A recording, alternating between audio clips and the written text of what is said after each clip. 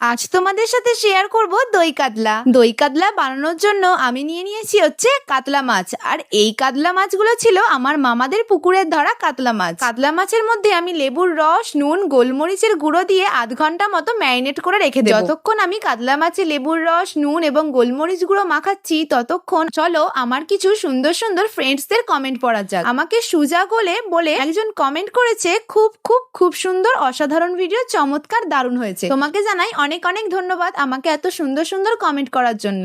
লক্ষ্মী রয় comment করেছে, পূজা দিতে তো সবারই ভালো লাগে তাই না? হ্যাঁ, একদমই, পূজা দিতে তো সবারই ভালো লাগে, আর বিশেষ করে আমার তো খুবই ভালো লাগে। তো আমি আমার পরের ভিডিওয়ে কার নাম নেব অবশ্যই তোমরা কমেন্ট করে জানিও। তো এদিকে আমার মাছ ম্যারিনেট করাও হয়ে গেছে। তারপর আমি মিক্সির মধ্যে কাজু বাদাম, পোস্ত, আদা, রসুন, পেঁয়াজ, কাঁচা লঙ্কা সবকিছু বেটে নিয়েছি। আর এদিকে এখন টক দইটাও ফেটিয়ে নিচ্ছি, যেহেতু দই কাতলা বানাবো দই তো প্রয়োজন হবেই।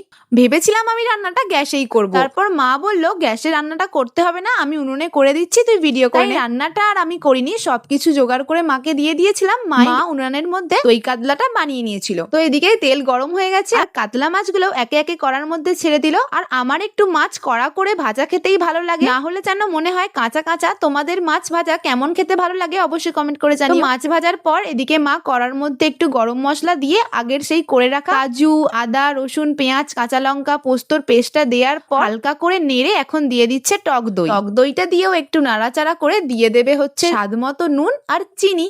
তারপর ওটা একটু ভালো করে ভাজার পর দিয়ে দিয়েছিল গরম জল। আর তারপর একে একে মাছগুলো ছেড়ে দিল। আমি চলে গিয়েছিলাম স্নান করতে। স্নান করে এসে দেখি মায়ের দই কাতলা তো কমপ্লিট, তাই তাড়াতাড়ি বসে পড়েছি খাওয়া দাওয়া করতে। আমাদের বাড়িতে রান্না হয়েছিল ওই দিন কুমড়ো শাক, আলু দিয়ে করা একটা তরকারি, যেটা খেতে তো আমার দারুণ লাগে। তার সাথে হয়েছিল আলু ভাতে আর দই কাতলা। চলো দই কাতলা দিয়ে আমি ভাত খাই। দই কাতলা রান্নার ভিডিওটা তোমাদের কেমন লাগলো অবশ্যই কমেন্ট করে জানিও। যদি ভালো লাগে একটা লাইক করে দিও। টাটা।